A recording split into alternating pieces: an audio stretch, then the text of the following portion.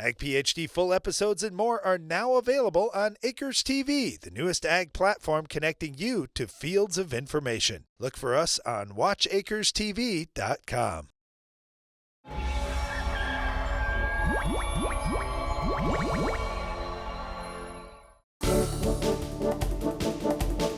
During our Farm Basics time today, we're going to talk about the difference between no-till and strip-till.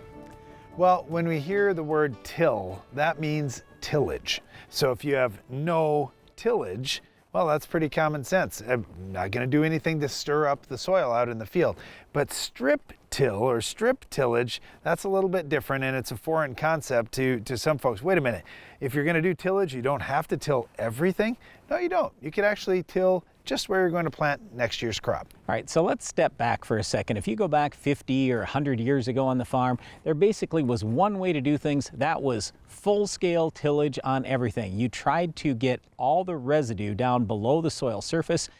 And what that did is that gave a better planting surface, so it was easier to plant the crop.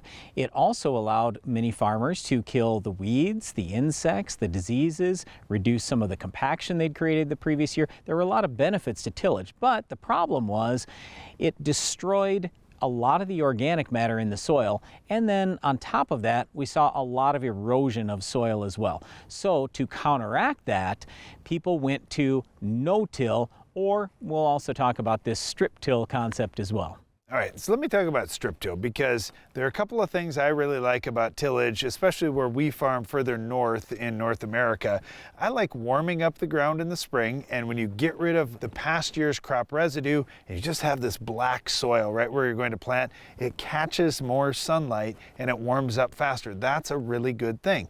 And Brian mentioned, getting that seed bed ready. Well, if I've got a warm seed bed and I don't have the residue to deal with, that's a pretty nice thing. But if I've got all that residue, not only does it keep soil cold, it's tough for the seed to push its way up through that. So I like dealing with the residue and warming up the soil. That's why I like doing tillage right where I'm going to plant. Now, strip till is often roughly 8 inches wide, and on our farm we're planting in 30-inch rows. So every 30 inches in our field, we've got this little 8-inch wide strip, just enough for our planter to put the seed right in it. The other thing with strip till is we use it to place nutrients real deep down in the soil. I love that.